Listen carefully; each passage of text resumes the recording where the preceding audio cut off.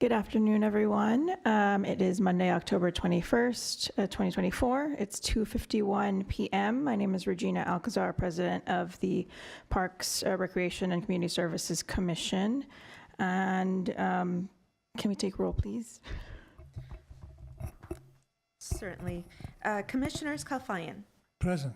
Meek is absent. Sardarbegian. Present. Wolfson is absent. And President Alcazar. I'm here, thank you. We are going to take a few of the items out of order. Appreciate everyone's patience while we wait on a few people to be present in order to take our consent items. So we will actually start with our informational reports, if I'm not mistaken. Is that right? We can actually take the action item. We can go in order for now, with the exception of the introductions and presentations, Okay. if that's okay. And I'll just do the report of the recording secretary. Okay. The agenda for the October 21st, 2024 regular meeting was posted on the bulletin board outside City Hall on or before Friday, October 18, 2024. And we'll go on to item 3, upcoming council agenda items. Thank you. Thank you. Good afternoon, President Alcazar, members of the commission. On October 22nd, we have one consent item, amendment number 1 to the Elderly Nutritional Program Subaward from LA County Aging and Disabilities Department for fiscal year 24-25, modernizing the Older Californians Act funding allocation in the amount of $72,600. November 5th, we have an action item with wireless telecommunications facility lease agreement between the City of Glendale and New Singular Wireless with address 1880 Loma Vista Drive. And that's it for the next month. Thank you. Next item, please. Item 4, commission staff comments. Great. Any of my fellow commissioners? Thank you. No comments. Okay. No comments from me as well. We can take the next item, please. Okay, item 5, oral communications. I don't have any callers or cards. Item 6, consent items. Item A is approval of the minutes of the commission regular meeting held on August 19, 2024. I Okay. will move it. Thank you. Can I have a second, please? Second. Great. Can we call roll? Commissioners Kalfayan. Yes. Meek is absent. Sardarbegian. Yes. Wolfson is absent. President Alcazar. Yes. Thank you. Item 7, action items. At A, 2024 Senior Needs Assessment. At 1 is a motion to note and file the 2024 Senior Needs Assessment. Good afternoon, President Alcazar, members of the Parks Commission and city staff. I'm Maggie Kavarian, Community Services Manager with the Senior Services section. Just a little background on this Senior Needs Assessment. Community Services and Parks has proudly been a member of the AARP network of age-friendly cities since 2018. And every 3 years, we have to update that master plan and resubmit to AARP. Due to the pandemic, we had to push this back, but we were actually kind of happy that we pushed it back because we wanted to see how seniors sought services and what they felt were priorities for them post-pandemic. And we are working with Maroon Society, Inc., our consultant, that we did a release of an RFP back in 2022.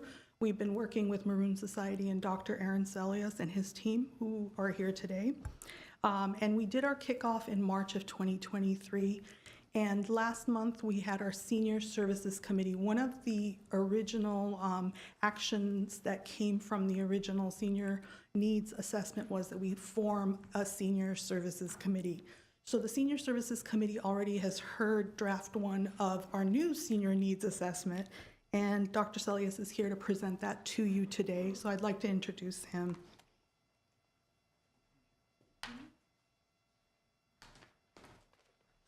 Thank you. It's a pleasure to be here today to present some of the findings from this study that spanned a little over a year. I'm here joined as well by one of the consultants on the team, Karen Buchanan, who's a RN specializing in geriatric care.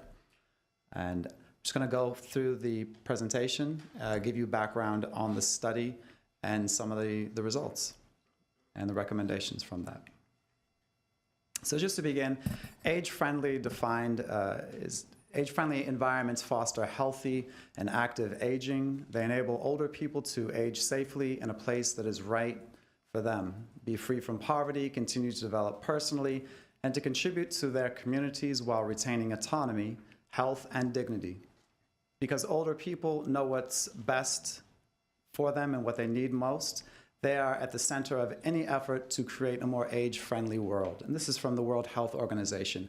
And we bring this up because the WHO, or the World Health Organization, is the organization that sort of kicked off this age-friendly initiative. And it is the organization from which AARP borrowed all of their age-friendly measures. And those measures are what informed the city of Glendale as well. The city of Glendale has 10 versus the 8 that they use. So just as background, the city of Glendale is committed to being a place where people can age well in place. This means access to affordable housing, adequate and culturally competent healthcare, safe transportation, walkable communities, social engagement, and civic participation. And that's the background that guided this study. And the 3 goals of the study were to measure community needs across the 10 domains of livability, identify gaps in the current service provisions, and propose solutions to fortify and increase livability for older adults in Glendale. And to do that, we had 4 broad methods. We started with a background of the demographics of the city of Glendale to identify where trends are lying in terms of increasing the increases in the aging population, the linguistic needs, economic needs, and some of the other dependencies that are based on demographic variables. We then moved to do 10 stakeholder interviews with people that are providing services, both government administrators and providers in the community. And then from that, we had a focus group that brought together 20 key stakeholders that provide services to older adults throughout Glendale. And that those steps led to the survey, the citywide survey of 1,205 older adults and 65 caregivers.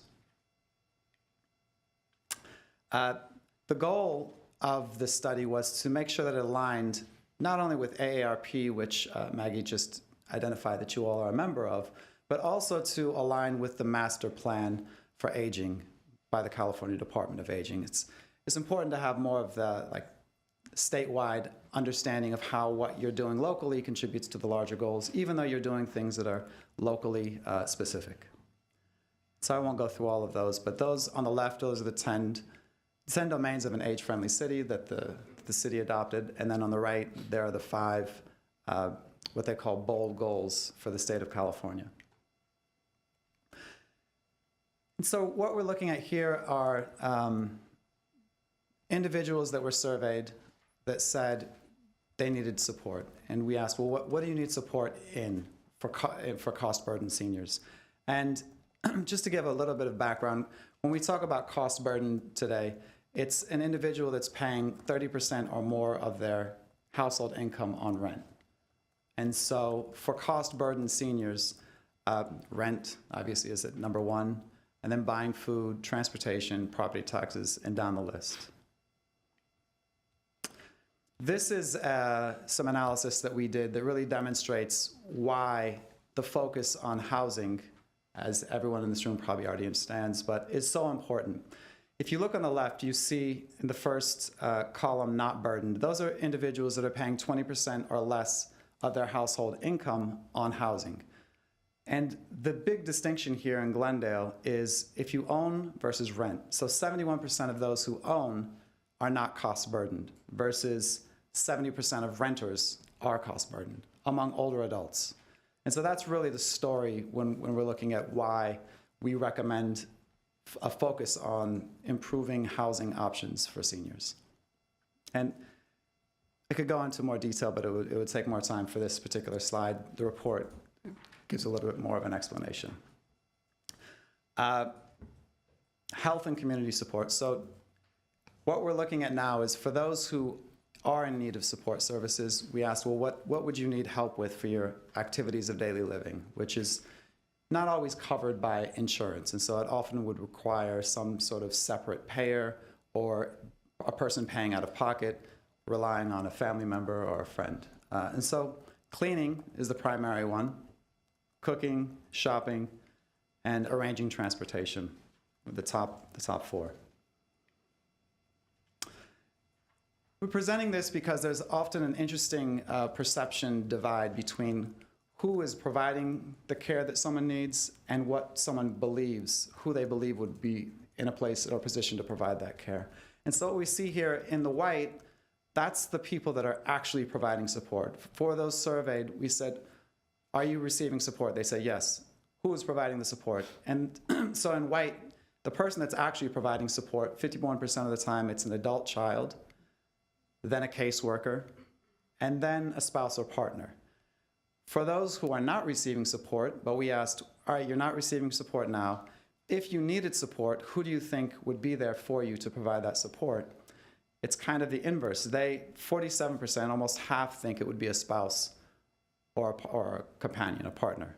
And then an adult child, and then a friend or family member. So there's just a distinction between who's actually in a position to provide support versus who is going to be able to provide the support. And I was having a conversation with a colleague who ran a nurse care management company for, I think it was almost 25 years, and asked what her perception is in this. And it's like, it's not that a spouse or partner doesn't want to provide the support, it's that they usually don't have the capacity to provide that support. So that really kind of explains some of that perception difference there. This is the profile of the primary modes of transportation for adults who were surveyed. So 70% of older adults are still driving, those who participated in the survey in Glendale. And then the other 30% are either walking or having someone else in the household drive them or having a friend or family. And some, but not many, are relying on public transit. So I want to bring your attention to this, and you may have already seen this if you read the report, but there is the perception, at least anecdotally, that there was an issue between driver safety and pedestrian safety, really pedestrian safety as it relates to drivers. And so we wanted to look to see if there any correlation between where older adults live, which we see the darker census tracts have the higher proportion of older adults, and the lighter have fewer. And so each of those census tracts is, like in the northern area of the city, there are more older adults. And so we wanted to see if vehicle-pedestrian collisions correspond with where older adults are living. They do not, but this demonstrates all of the areas over the past 5 years where there has been a vehicle-pedestrian collision. Sadly, if you're an older adult in Glendale, you're more likely to be involved in one of those vehicle-pedestrian collisions than the general population. Although I don't want to be alarmist, but of the fatalities, I think it was like 5 out of 6 were of older adults in the past 5 years. The actual statistic is in the report in front of you. And I'm presenting this because it also gives foundation for why we recommend a focus on transportation and safer communities. Communication and information. This is how older adults access the internet. We wanted to know how older adults access the internet in Glendale, just to see if there's a way to more effectively communicate. Can we communicate through internet? Does that work? Does that not work? 88% have access to the internet at home and access the internet either through a computer or a smartphone. For those who actually need help, about 53% are more likely to access the internet or access information from someone trusted in their life, a friend or family member. Another 52% also said the internet. And the reason these don't add up to 100 is because we asked them to select multiple sources of information.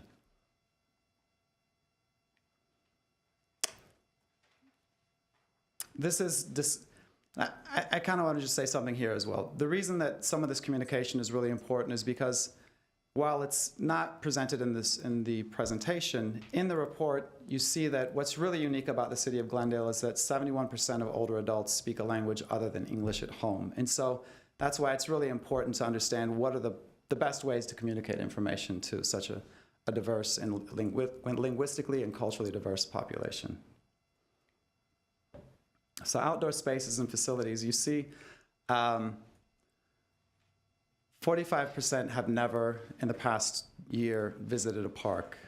And then the other 55% have visited parks in Glendale, either multiple times a week at the far end, which is only 7%, to 1 to 2 days each month, 38%. So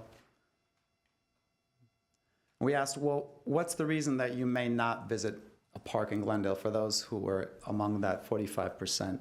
And they cited mobility being a challenge, it being too far away, or safety concerns were the primary reasons, beyond those who said they were not interested.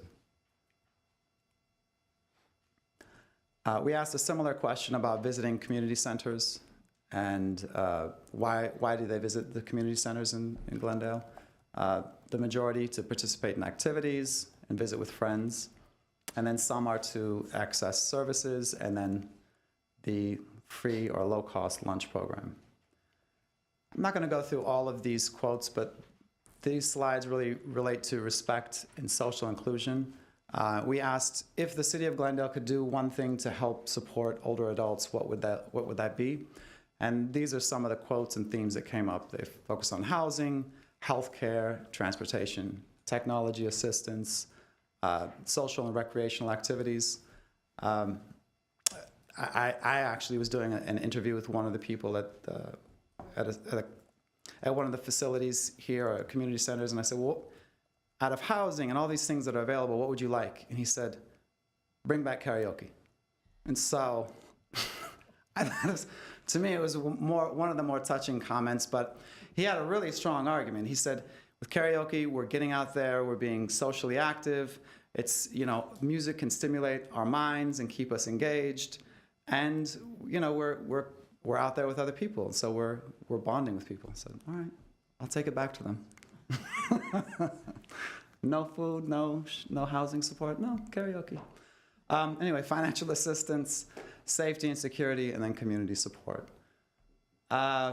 Food security. So on the positive side, most older adults in Glendale are secure with their food, but there are 11% who go hungry at least once a week. And so we asked, of those who miss a meal, why is it that you're going hungry at least once a week? And primarily they said it was a lack of energy, or they lacked money. When we dug deeper, while it's not here, in conversations with Maggie and Eileen, we did a further analysis, and it shows that those people are also the same ones that are the most cost burdened. And so while it could be lack of energy, I think it's primarily also highly correlated with the cost of living and their access to money. Emergency preparedness, just over a third have an emergency plan, and so there's a large opportunity there. And then civic participation and employment, just under 58% are retired, and the rest have some form of work, full-time, disabled, part-time, 9% unemployed and jobless. 72% have not volunteered in the past year. So this is just another opportunity for potentially more civic engagement. And then we'll go through the 5 recommendations. The first one, as I sort of indicated earlier, is expand housing support in Glendale. Over half of Glendale's seniors surveyed are renters, and 70% of them are cost burdened. And they spend more than 30% of their household income on rent. And so the recommendation is that the city seek opportunities to create more affordable housing options and financial assistance programs to alleviate the housing burden on seniors. Additionally, to the extent possible, the city could explore implementing some form of landlord incentive that would maybe help older adults who rent. I don't know what that would look like, but it's something to explore. Maybe they could, in coordination with another, should explore options to help basically the housing burdened. That might include some form of looking at, basically it's, if you're on a fixed income and the rent keeps going up, how can you help mitigate that challenge? Eventually, there's going to be a tipping point. And so working with the landlords to find out, is there a way that the city could incentivize them to halt or mitigate some of those increases would be something to explore. The second recommendation is to enhance access to health, nutrition, and community support services. The problem is that many older adults in Glendale lack adequate access to services that support activities of daily living, and many our food insecure adults are not accessing the nutrition program. And just to make sure that's not confusing, as I'd mentioned, 89% of the adults, older adults, are not food insecure, but of the 11% who are, they were not 100% utilizing the low-cost or free subsidized meal programs. And so the city should explore developing some form of service navigator program to make sure that people can get links to the available services. The city has amazing, great resources. It's just not always clear how to engage and get involved with those services. So that's something to look at. Improving transportation infrastructure. So 30% of the older adults in Glendale are dependent on transit, a friend or family, or some type of advanced scheduling services like Dial-A-Ride. Enhancing transportation services by introducing a fixed route shuttle to key points of interest could be valuable for the city. Investing in some form of pedestrian infrastructure to make it safer, like smarter crosswalks, better lighting, maybe additional seating along pathways of interest could be something to explore further. Improving emergency preparedness, as mentioned before, 36%, just over a third, currently have an emergency plan. As we see with the fires, with earthquakes, you know, it's something I don't want to say it's easy, but I know that the city is currently doing things like that with the fire department, providing access to kits and education, but it's just another thing to make sure that the city continues to work to push that number from 36 to 66 or 50, or, you know, making small increments toward having emergency preparedness. And then finally, combating social isolation through a village-to-village model. So the village-to-village model is a model that is sort of taking shape across the country, which is looking to identify ways to make connections between older adults in where they live and work if they work. So isolation and loneliness are widespread among older adults. Not necessarily all in Glendale, but this is just sort of, the literature suggests that. And their conditions are exacerbated by mobility issues, language barriers, and technological limitations, which we found here in Glendale through the survey process. Many of the most vulnerable older adults in Glendale lack the skills and digital tools that could help them stay connected with friends and family. And so if Glendale were to consider a village-to-village model that fosters social connections within neighborhoods by organizing seniors to participate in mutual support and social activities, either virtually or in person, probably more effective in person, just based on the population here, that'd be something to consider. And that's the conclusion. Happy to take questions. Thank you so much. And remind me, is it Dr. Celius? Yes. Okay, great. That's it. So yeah, thank you for your presentation. I appreciated the report. It was very comprehensive. I appreciate the statistics and the outreach that your team conducted, and you know the fact that you reached 1,200 people as part of this assessment and more. And in different languages. So you captured definitely the demographics that were representative of the city of Glendale, which I personally appreciated. So thank you for that. I had a few follow-up questions for you, but before I start, I wanted to open up to my colleagues first. Sure. I want to thank you for the report. I have a question about, did we have this program for a long time or it's a new program? Which program are you referring to? The senior needs assessment. So the senior needs assessment really is an extension of the earlier work that the city did in 2017. They did a senior needs assessment in order to qualify for AARP, for their submission for that. And so this is in the wake of that the city will do every 3 years. And I don't know if Maggie would like to add anything to that. That's an excellent question, Commissioner Kalfayan. We have a senior services committee similar to this commission that we report to pretty much quarterly. And that is what came about from the first senior needs assessment that we conducted. The formation of a senior services committee was one of the recommendations. So we're here today because this particular senior needs assessment will be used as a tool for the Senior Services Committee to make recommendations moving forward in the future for the next 3 years. We have funds, state or federal funds for those recommendations? Well, that's another great question. At this time, we have city staff that run the committee, and that is really how we're getting it done at this point. But if we did have an emergency preparedness event, again, we used funds through our facilities, our general fund, and through our senior services fund that we have. And where do homeless stand, the homeless in this case? We actually had one of the survey questions actually asked if you are a renter, a homeowner, or are you unsheltered? And I think Dr. Celius will probably have the number. I don't have the data in front of me, but we had a few unsheltered seniors as well that took this survey. Thank you. Thank you, Commissioner Kalfayan. Mike, So first of all, thank you. It was very comprehensive.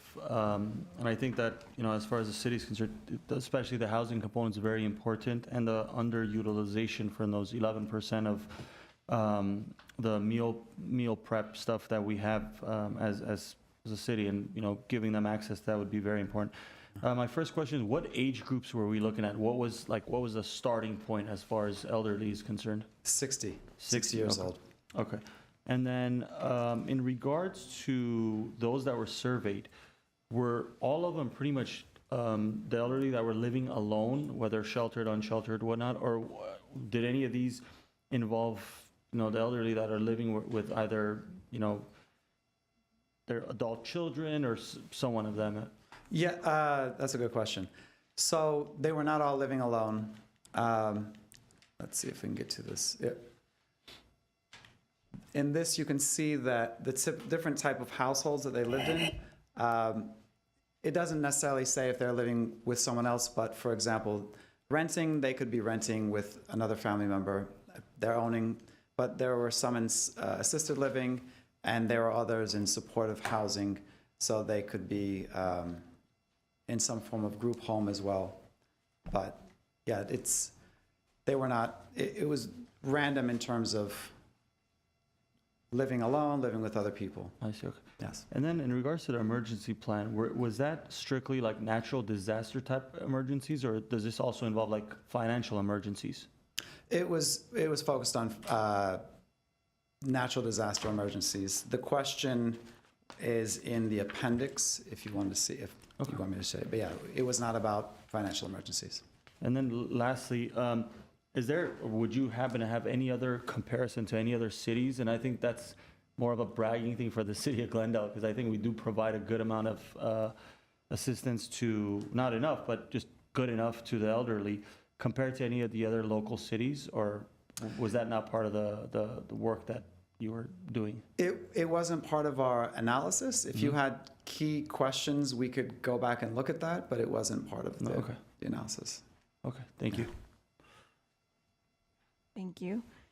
So I actually had similar questions as my colleagues. So I was curious, I did see this chart that distinguished between cost burden versus not. And I thought that some of the, what are we calling them?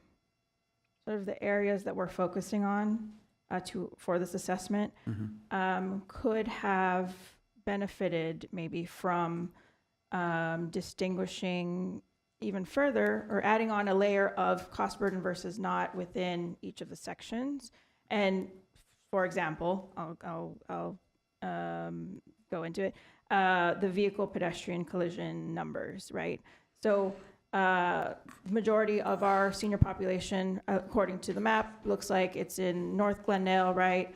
Just from my own understanding of where people are in Glendale, majority of our low-income, cost-burdened population is in South Glendale. And so if we layer on,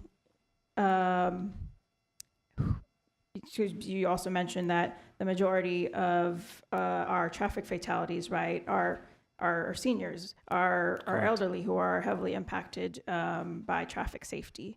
And despite majority of our seniors being up north and there not being any correlation that we see from this map, I would suspect that because of the likelihood of our seniors, of our traffic numbers at large, being a bigger problem in South Glendale, according to the hotspots, Absolutely.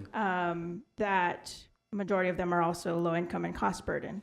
And so I say that to say, if we were going to go after money, right, to support safety enhancements to our streets, which, you know, we're working on our pedestrian plan right now, which is a huge plan that would be able to prepare the city to apply for funding, which I believe the needs assessment would do as well. I want this to be a tool, right, for us to leverage to go after money, and if that money is specifically for low income or cost burden households with the senior, then I hope that it's explicitly said in the report. And Got it. so I'm not sure if it is already or not, but please do share more. So I guess the first thing is I like what you're saying in terms of potentially doing an updated map that assesses the relationship between cost burdened and these vehicle pedestrian collisions. I think we did some earlier analysis on that, but it was before we had all this. This data was provided to us by Glendale PD. So we can go, if the city accepts that, we could go back and at least add that layer of analysis, but it's not for me to decide. But yeah, that could be interesting analysis to see. Is there a relationship between cost burdened and these vehicle pedestrian collisions? Right. Oh, right. We're currently waiting on hearing back from PD, or the police department, about the demographic profile of the drivers, to know the extent to which are they also older adults that are involved in these collisions. They provided us with partial data on that. So, Okay. but yeah, Got it. if the data supports it, yeah, we would be able to analyze the extent to which these collisions are taking place in lower income areas. We couldn't say what the income level is of the people that are involved in these accidents, because the police department doesn't collect that information. So it'd all be geography based. Got it. Okay. I don't know if that throws a wrench in it, but Yeah, no, I understand. I guess I'm curious also from what our goal is here, because it's just a note and file, right, for ourselves.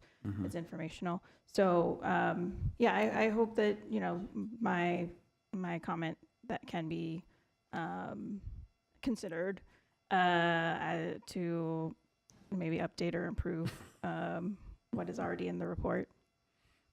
Thank you, President Alcazar. I will make note of that. Just from staff's perspective, it's a good point that you raise.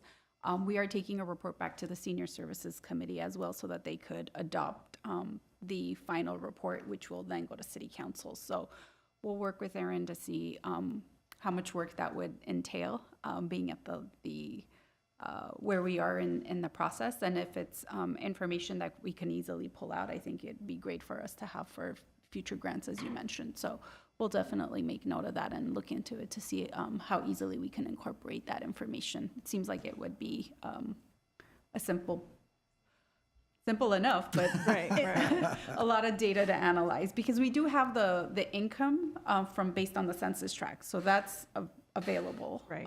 Based It's sort on of the making an census tract. assumption, so I understand. Yeah, so we would basically just look to see, what are the income levels within each of the census tracts, and then this map would remain the same. So we wouldn't go analyzing the individuals who were involved in the accident, but rather we have the data on where the accidents took place, so we would just have to show where what the income levels are within those census tracts, so. Right. Yeah, we could, instead of having it by age as the underlying map, it could be based on household income. Gotcha. See, right. And I'll add that I live in South Glendale. I'm surrounded by maybe like 5 or 6 affordable housing projects that are specifically for seniors. I see seniors walking around all the time. So it's also based on, personal experience. And if we can, as I mentioned, set ourselves up to have the information to apply for these grants more strategically, that would be amazing. I will also add, so I didn't see that we necessarily went into, in the recommendations, maybe potential programs that could be enhanced or that can be considered for each of the recommendations. Was that part of the scope of work for this assessment? Well, the way so it was not part of the scope of work to go into analyzing specific programs. It was more broad. These are the areas along the lines of the 10 domains. Is there room for improvement?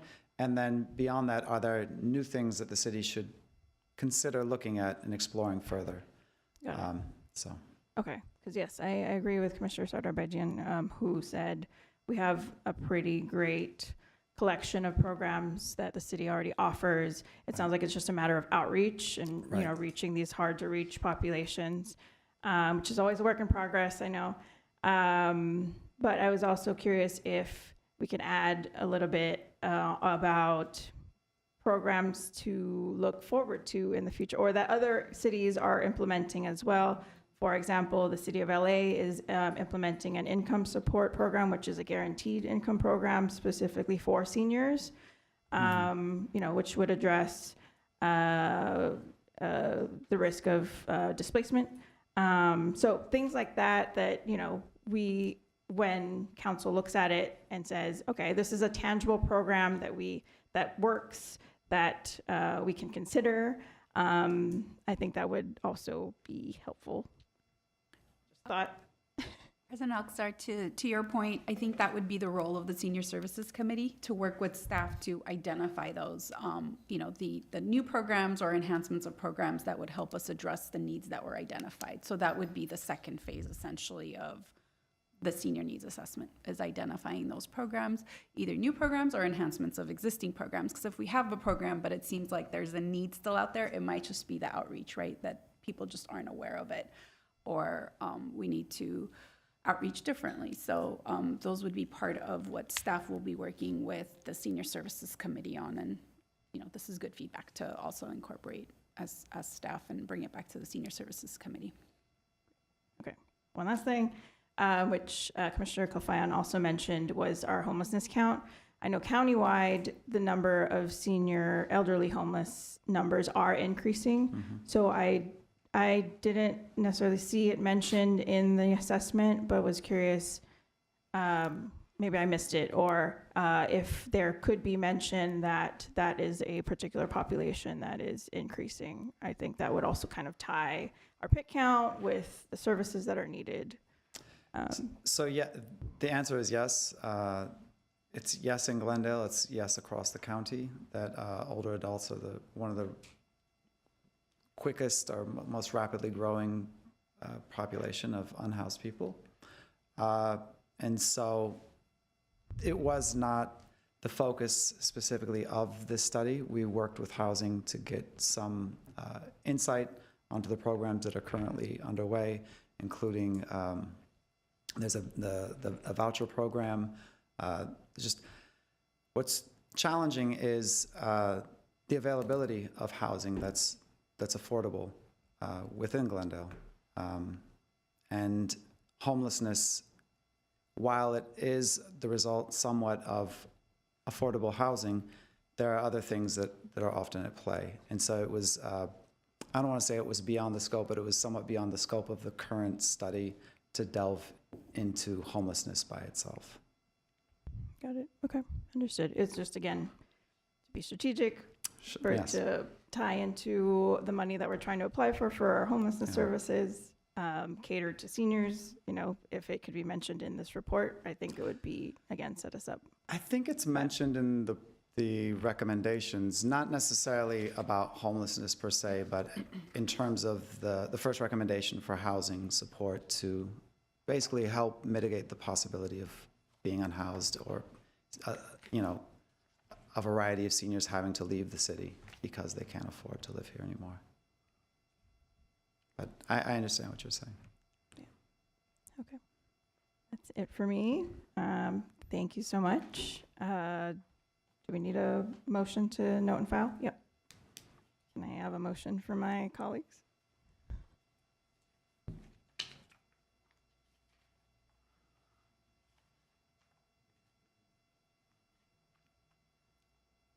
It would just be a motion to note and file with no recommendations.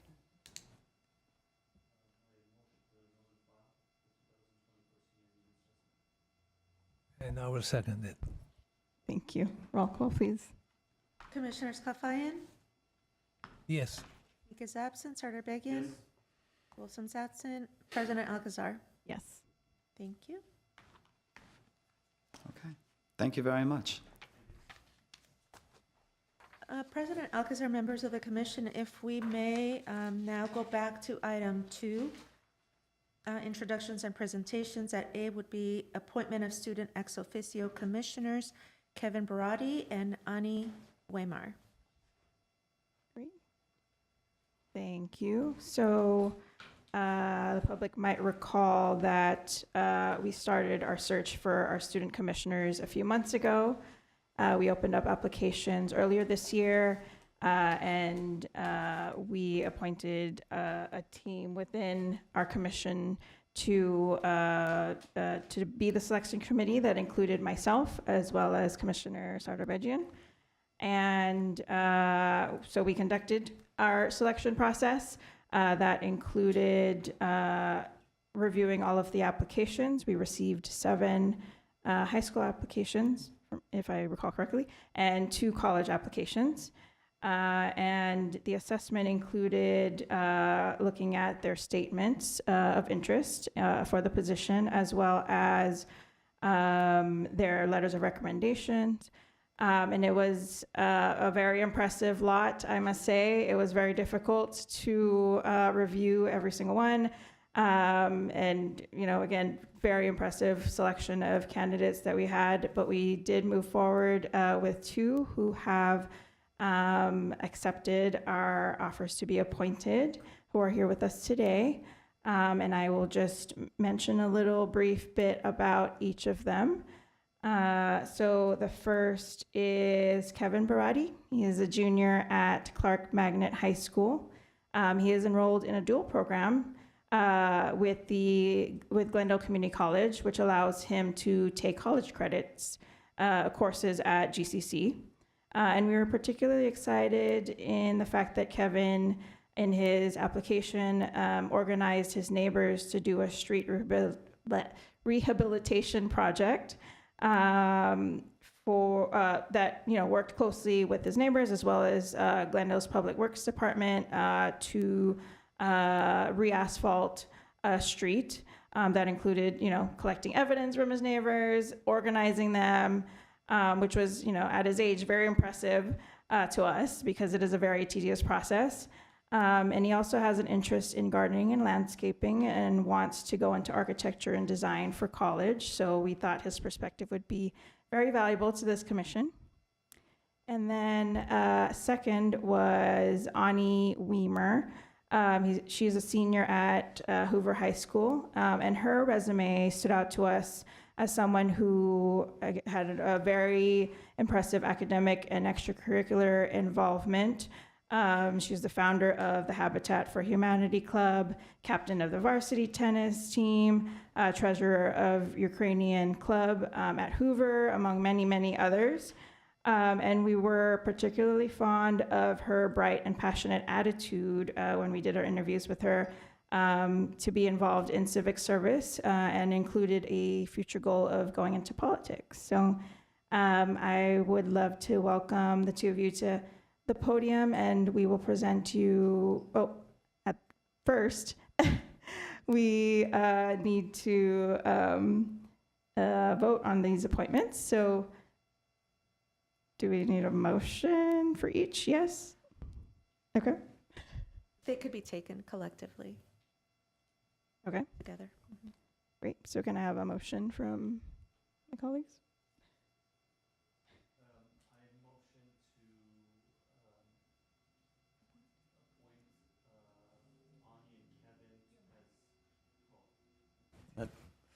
The motion to appoint of a student ex officio Commissioners Kevin Barati and Ani Weimer. Can I get a second, please? I'll second it. Can we call the roll? Commissioners Kafayan, Yes. Meek, Sardarbegian, Absolutely, yes. Wolfson, President Alcazar. Yes. Great. And so now I would like to welcome the two of you up to receive your official appointments by our city clerk.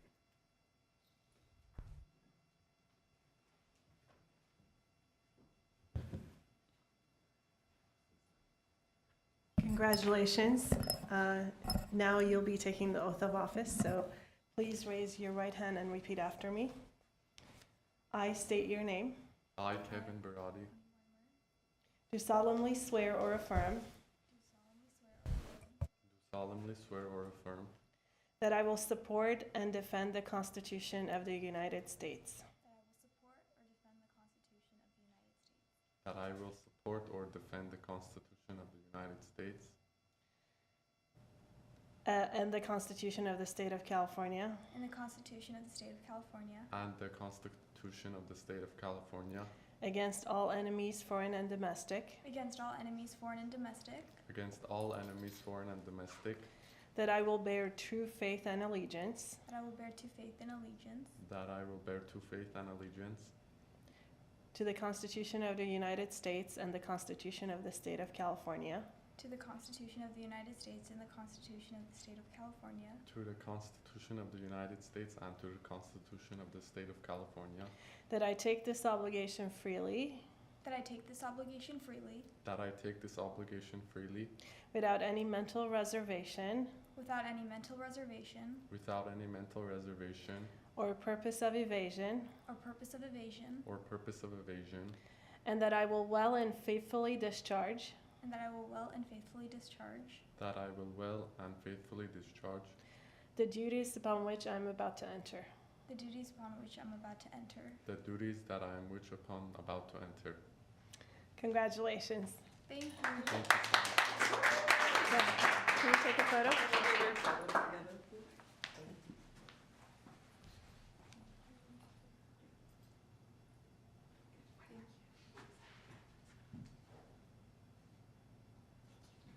Congrats. Lovely. So, yep, you two may now join us around the horseshoe now that you're officially appointed. Thank you, Madame Clerk.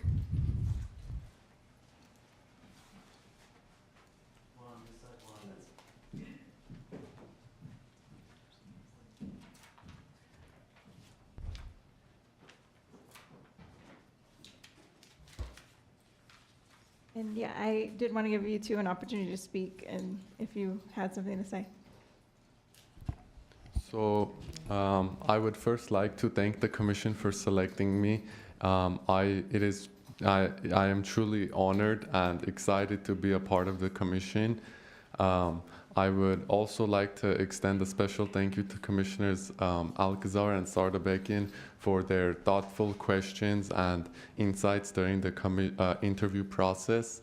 I would also like to mention that I am very eager and excited to be working with the city in order to serve Glendale to bring a positive impact, and I look forward to working with you all. We're very excited to have you. Thank you. Want to share something? Go ahead. Yeah, thank you so much to all the members of the commission for the opportunity to add a new perspective on the panel. And growing up in Glendale, I'm super excited to be a voice and positively impact our community. So thank you very much for that. Lovely. Thank you.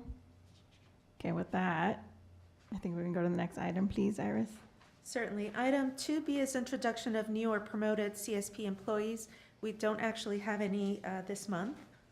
Now we're going to move on to item 8, reports for information only. At A is solar panel project at the sports complex.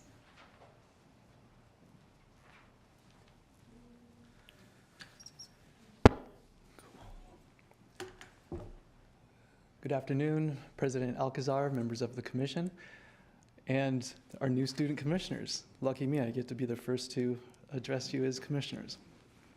I am Brian Salazar. I'm with Glendale Water and Power. I am the business transformation manager and project manager for the Glendale Sports Complex Solar Project. So before I dig into the details of the specific solar project at the Glendale Sports Complex, I wanted to highlight the overall city-owned solar development program. So phase 1 was approved by council in November of 2023, which includes the 6 sites up here on the screen. Brand landfill, estimated capacity of 1,800 kilowatts, which is 1.8 megawatts. Sports complex, 1,300 kilowatts, 1.3 megawatts. GCC Lot 34, Utility Operations Center, Central Library, and Perkins Building. In total, these 6 sites will generate approximately 4.9 megawatts of clean energy. So the sports complex parking lot solar canopy project is, as I mentioned, going to generate an estimated 1,343 kilowatts. That is just over 2 million kilowatts hours per year, which is equivalent to about 363 gasoline-powered vehicles driven for 1 year, or 301 homes electricity for 1 year, or carbon sequestered by about 1,800 acres of forest. So on the screen, you can see what the solar panels will look like over the parking lot. If you're familiar with the parking lot, it's pretty vast. It has a little over 300 parking spaces, I believe, and it's heavily used by the community. So what this will provide is quite a bit of shade. If you're familiar with the parking lot up there, it gets pretty hot. Frequently, it gets into triple digits on the surface level. The next image on the screen is a rendering of what the canopy will look like. Unfortunately, this picture is showing a pretty cloudy day, but most days up there, it's sunny and warm. So for this project to be successful, there are 25 trees in the parking lot and on that western perimeter that need to be removed. So as we were planning out all 6 sites, we were very sensitive to the idea of tearing down trees for a solar project. Now, the solar is going to generate way more environmental benefits than the 25 trees removed, but we didn't want to have a negative impact on the tree's canopy. City of Glendale takes a lot of pride in its tree canopy and is working towards restoring it to at least 25%. So we didn't want to be taking away from that. And so we partnered early on with our peers in parks and public works to try to find a good way around having to remove trees. And when we partnered with the urban forester and public works, we found that it wasn't really ideal to try to remove and transplant trees. It's better to cut them down and then to plant new trees in an environment that is good for the trees. So when we look at the trees that need to be removed, two of them are native species, the California sycamore tree.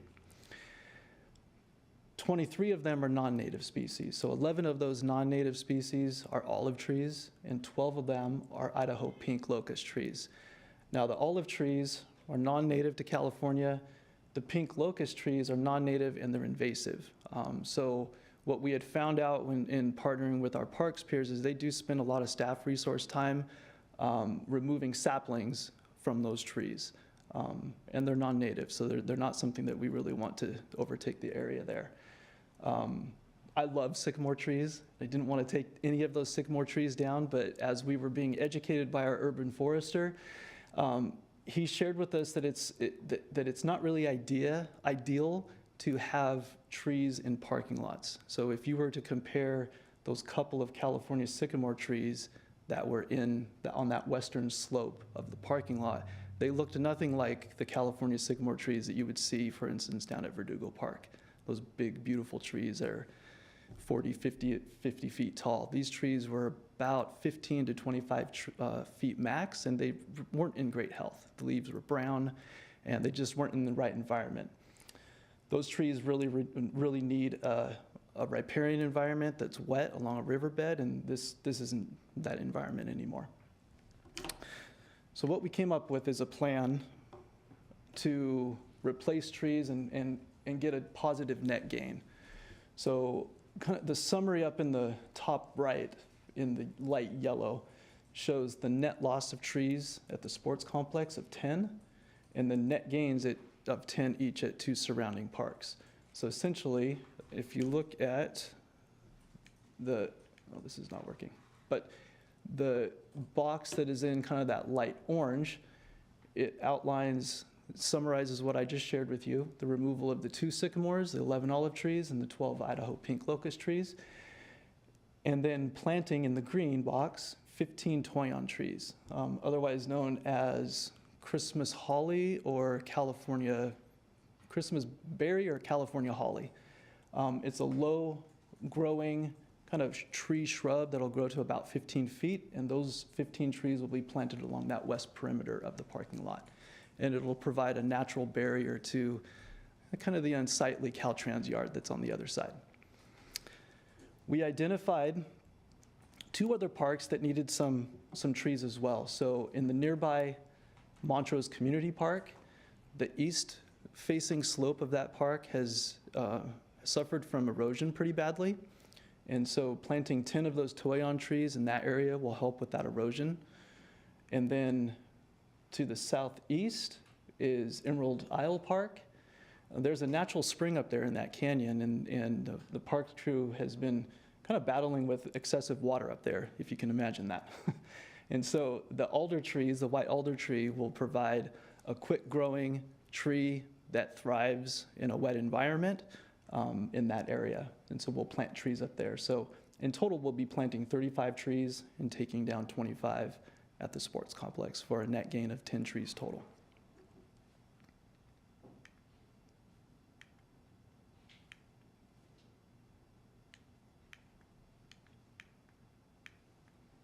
Can you advance that for me? Seems to be stuck. Thank you. Okay, so construction is scheduled to be mobilizing in December of this year. And we are looking at constructing this in 2 phases. So the first phase there is going to have pretty significant impact on the parking of the park, of the facility. And so in partnership with our parks peers, we have tried to minimize as many scheduled events as possible up there. This is a slower time of the year, specifically the week between Christmas and New Year's. So we're hoping that we can minimize the impacts to the operations as much as possible. But this first phase will have an impact. As you can see, the area just adjacent to that ball field will be open for parking. And so we are partnering with Public Works and Parks to find additional parking on Fern Lane down the road underneath the freeway overpass, and then up on Lot A, which is a little north of the area. Phase 2 will have less impact. We'll have only about 50 parking spaces down or out of commission on Phase 2 with the newly constructed solar available for parking. We did have a community meeting. We sent out emails and community posted on a GWP website for October 3rd.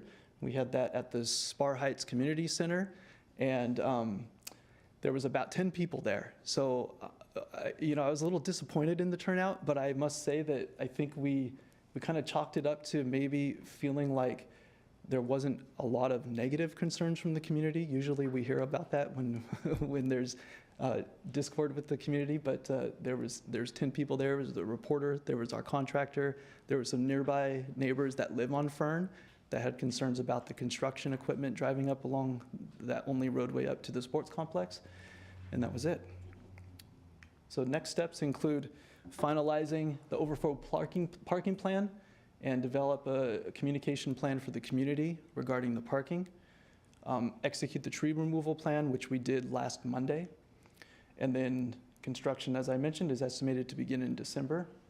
And we have a project website on our GW website to post any updates. I'll be happy to take any questions. Great, thank you for your presentation. Opening it up. Anyone have questions? Could we allow our newly appointed students to ask the questions first? Sure. Yes, of course. So I have a question. I'm not sure if this was mentioned, but with these solar panels being added and as they are in a parking lot structure, will these solar panels be available to provide electric vehicle charging in those parking areas, or is that something that is unable to be provided? Thank you for the question. So the strategy behind the solar panels is to feed that directly into the utility grid. So that's going to help reduce our peak loads. However, we also have an EV charging project up there that's going to be finished within the next couple of weeks. That is going to, it's coming from a separate service, but it's all coming from the same grid. So it's not directly supporting it, but it is, it is going into the grid. So to clarify, that means that the solar energy that is generated will be benefiting the city as a whole? Yes, sir. Thank you. Yeah, I was also going to ask about the electricity, but also, as you said, construction is beginning December. How will that impact the facilities being used there So now we with all the intend to. construction? Yep, thank you for the question. So we intend to keep the facility open. As I had mentioned, we do have less people using the facility during that time. So hopefully it'll be less impactful than it would be if we were doing it in the middle of the summer. Great, thank you. So one cause of concern, just based on my experience of going up there, two to three times a week, is the baseball side of it, where baseballs are flying out. Is there any concern that those panels, the ones that are run right next to the baseball fields themselves, the baseball's going to fly into those panels and break them regularly? Because I could say, on average, I see maybe one car every 2 weeks get hit by a ball. Yeah. Is the fence going to, I think it was last year, we increased the size of the fence, but I still see it happening. Is there any, have you guys thought about any solutions to offset that? Yeah, thank you for the question. We talked about that when we first started exploring the idea of putting solar up there. And while that is a possibility, it is actually a benefit to the community because it'll be hitting our solar panels instead of their cars. So the city has paid for vehicle repairs. So instead of paying for those vehicle repairs, we might be replacing some panels. And I've talked to our solar contractor, and those panels are pretty sturdy. So this will be a good test for that. Thank you. Commissioner Cofine? No, okay.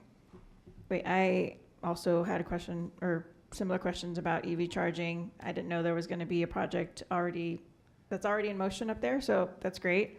Also thought about the home runs and foul balls that land in the parking lot. Maybe we need to look at our insurance policy. I don't know. I also wanted to ask about the trees. is there, I thought there were protections around sycamore trees. Am I wrong about that? There are protections around oak trees, and actually what I forgot to mention was there are 3 oak trees that we are going to trim, or that we already trimmed. We decided not to cut those down because even though the trunk was small enough to where they weren't protected, we didn't want to cut the coast live oaks. We left those in place. The sycamores were just not very healthy, and the diameter of those trunks were pretty small. So those were not protected trees. Got it. Yeah, from what I recall from being up there, the trees were, at least in the parking lot, were really small, weren't necessarily providing shade. I have felt the 100+ degree heat while sitting in the parking lot there. So I agree that the panels would actually provide shade that could potentially cool. Are you presenting this to the Sustainability Commission? I don't have plans to quite yet, but I'm open to suggestions. I would say yes if there's time to do that, to present it to them, since it involves both solar panels and trees. Yep. Great. Thank you. Yeah, those are all my thoughts. Okay. Well, thank you again for the opportunity to share our project. Thank you.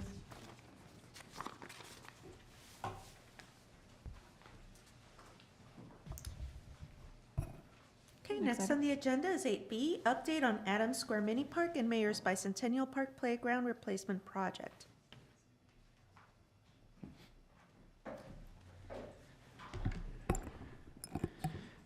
Good afternoon, President Alcazar, Commissioners. So my name is Joseph Gonzalez. I'm the Park Planner with Community Services and Parks. I'm here to update on the Adams Square Mini and Mayor's Bicentennial Parks Playground Replacement Project. So the scope of this project is to replace the aged playgrounds, both at Adams Square Mini and Mayor's Bicentennial Park, which you can see pictures of on the right. This project is being funded through Measure A, or the Regional Park and Open Space District. In the status currently, we have finished the first round surveys, which helped to identify design concepts. We have released a second round survey to get further feedback from the community on what kind of designs they'd like to see. We did hold in-person engagement out at the park on October 9th and 10th, which we'll show you pictures of. And then the survey will be finished this week, and we'll present final designs, hopefully by the end of this year, to the commission, and then go to council for approval early next year. So just for an overview of what's the concepts and everything, just highlighting first where the parks are located. Adams Mini Park is in South Glendale, whereas Mayor's Bicentennial is in the San Rafael Hills area. So for Adams Square Mini Park first, just wanted to highlight the 4 playground design options that we've presented to the community. These are on the survey. Just noting that all 4 playgrounds will have a shade structure, even though 2 do not show it. So we did present these to the commission 2 months ago. So as I mentioned, 2 weeks ago, we did go out to the community to highlight the survey. We did put an announcement in the newsletter. We did go out to social media to highlight that this outreach activity was occurring. I talked to about 20 family groups about the designs. So you can see some pictures. Some things that I heard, a lot of people like the seesaw. They mentioned that a lot of the children like to cook soup in the kitchen, which they said there's these bowls that are part of the playground where they use the pea pods to kind of stir around a fake soup. So that's something that they were saying that they could hopefully find again. A lot of people were mentioning that, a lot of toddlers do go to this playground, and to keep it more playability to 2 to 5-year-olds. A lot of people were also saying to keep it imaginative, not necessarily something that's defined. There is lighting out there that may need to be fixed, these small light bollards, and then a lot of people mentioned wanting musical instruments. So overall, in the round 2 survey so far, we've received 183 responses. It also included an open-ended question, and we received 40 open-ended comments, and we created this word cloud based on some of the comments that we received. Definitely shade was a priority that we were hearing. A lot of people thought the custom truck and other custom elements were really unique. So you can kind of see that feedback there. And then for my Mayor's Bicentennial Park, just highlighting the 4 designs that were presented to the community so far. It includes a custom owl, nature obstacle course, a nature-inspired playground, more traditional, and then the Robina Village Playground. I'd mentioned that actually Black Locust, the tree we were kind of talking about before, it's actually, botanic name is Robina. And so it actually, these playgrounds are made from that wood, so that's interesting. The locust tree does actually provide a very robust wood that some vendors do create playgrounds out of. So I did go to the community out there as well. I was lucky that there was a Girl Scout troop doing a bridge ceremony there that day. And so I was able to engage a lot of those people on their ideas for the playground. Some things that I heard, again, shade was really critical. Nature theme was something that was repeated over and over. I saw at least 3 groups that were out there just taking photographs. So people really liked the idyllic scenery of Mayor's Park. And again, there was even an event around for the Girl Scouts there. So it seems that people go there for the nature, and so they wanted to reinforce that with the playground. And likewise, we received 148 responses on the round 2 survey so far, and 31 open-ended feedback comments. And you can see the word cloud that we received from there. OWL, I think, was the highest word that came out of that repeated word. Also just playground, love, kind of the more custom ideas that were highlighted. And again, so this survey will close at the end of this week. And then based on that feedback, we'll go back to the vendor and then develop a finalized design based on the playground that's preferred by the community. And then we'll come back to the commission to present those and then get further feedback on how to finalize those designs and go to council. So that concludes my report on the playground project at Adams Square Mini and Mayor's Bicentennial. And if the commission has any questions. Thank you so much, and appreciate you coming back to share an update.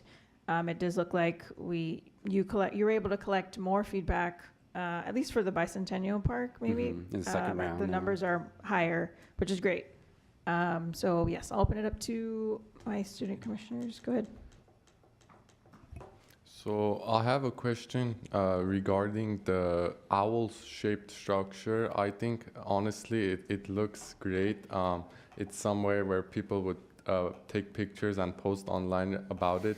But by looking at that owl-shaped structure, honestly, it's looking like it's a safety concern to me with children climbing up there, and they might even encounter with each other, and like they might fall down, God forbid, or they go up and they slip.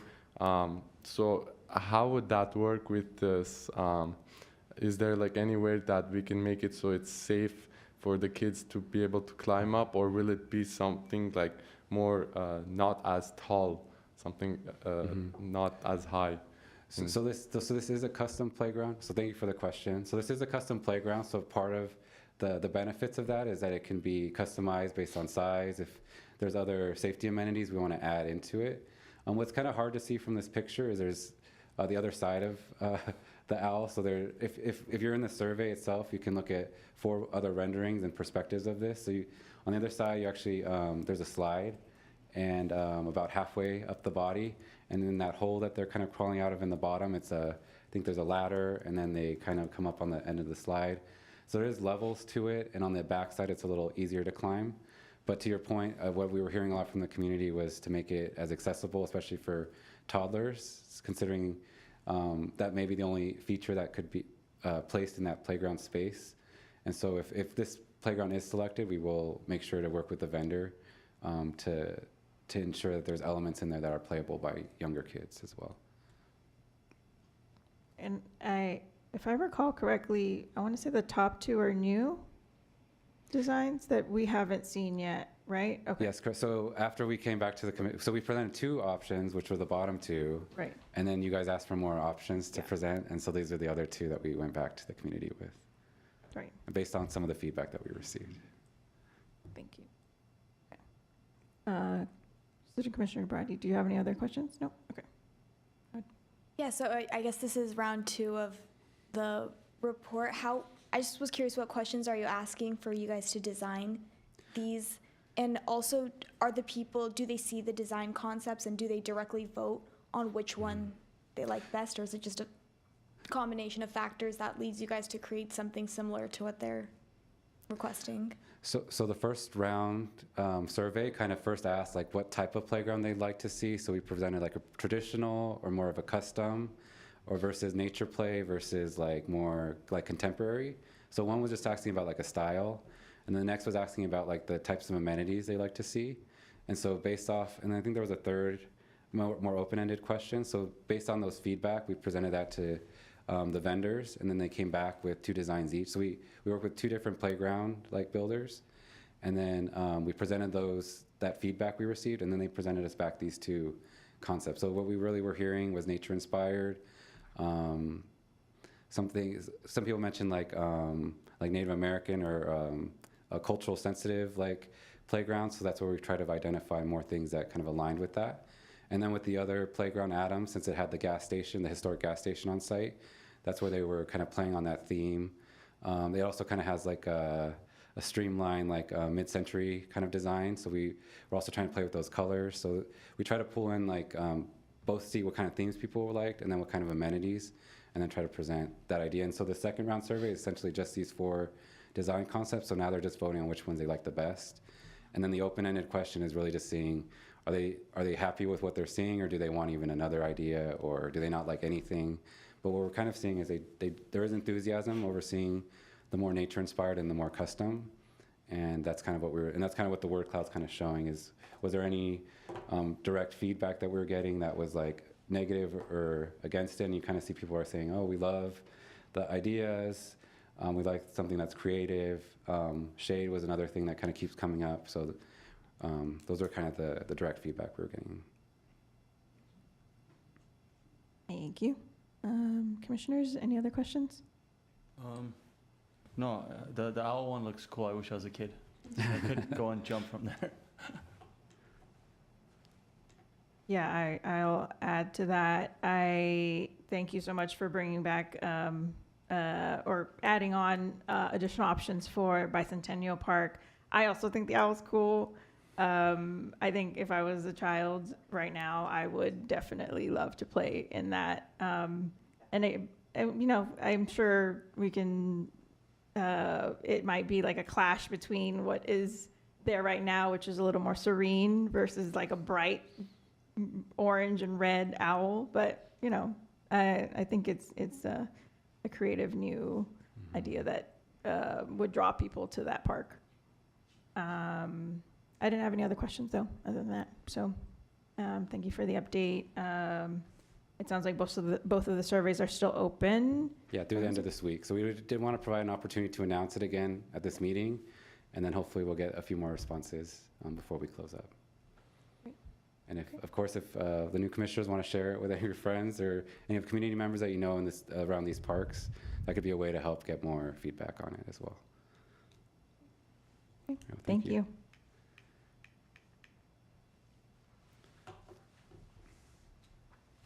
We can go to the next item. Okay, the next item is 8C, update on Emerald Isle Park Playground Replacement Project. Hi, President Alcazar, Commissioners. Joseph Gonzalez again, Park Planner with the Community Services and Parks. So I'm providing an update now on Emerald Isle Park and the playground replacement and ADA improvements that are currently ongoing there at that site. So the scope of the project is, again, to replace the aged playground there at Emerald Isle Park, which is in the San Rafael Hills, and also to provide the required ADA improvements associated with the site. The project is funded through the city's CIP and Quimby fees, and then also a directed Prop 68 grant, or a city allocated one.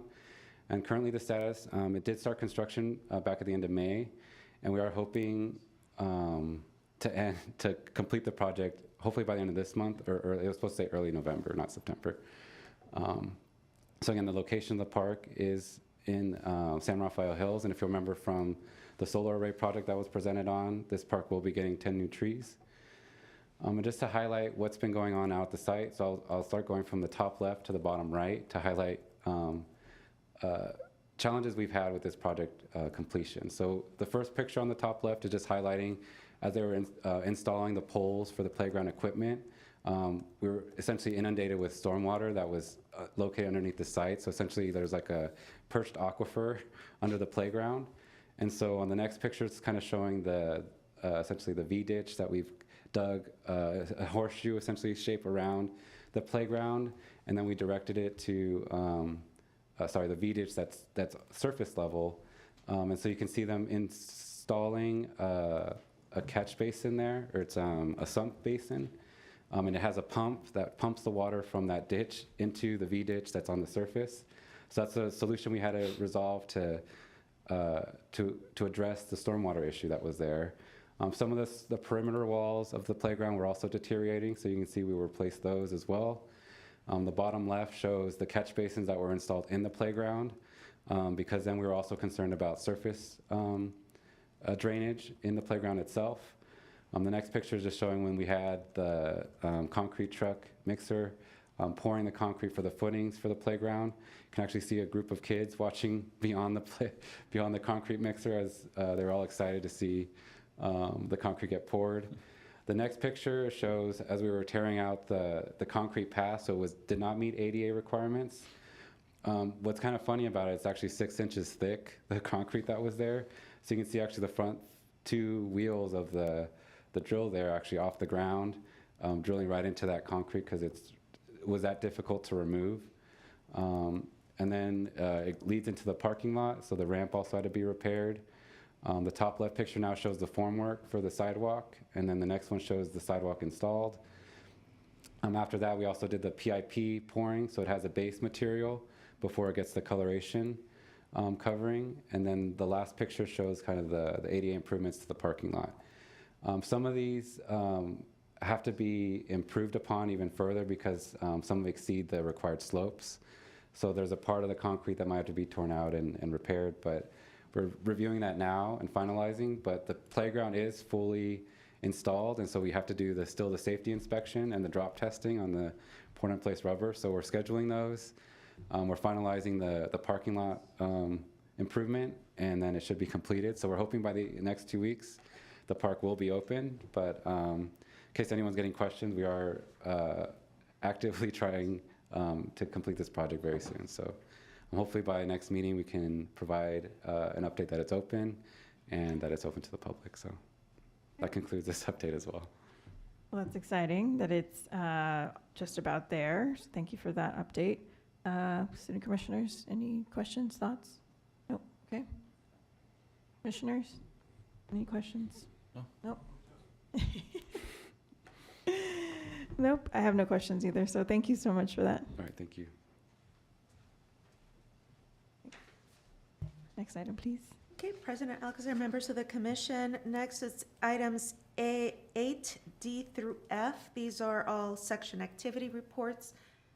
Reports have been submitted, and staff is available to take any questions. If you wish to take any of the items and hear a presentation, they can do so as well. I had no questions on those reports. Did any of my commissioners have any questions? No. Okay. I think we can sort of note and file them, and we have no questions at this time. So, Iris, do you need to read them into the record, or no? No, Okay. I don't need to read them. Thank you. okay. Okay, and that would be all. Next is adjournment. Okay. With that, it is 4:14. We can adjourn this meeting. And that's it. Thank you, everyone. Thank you.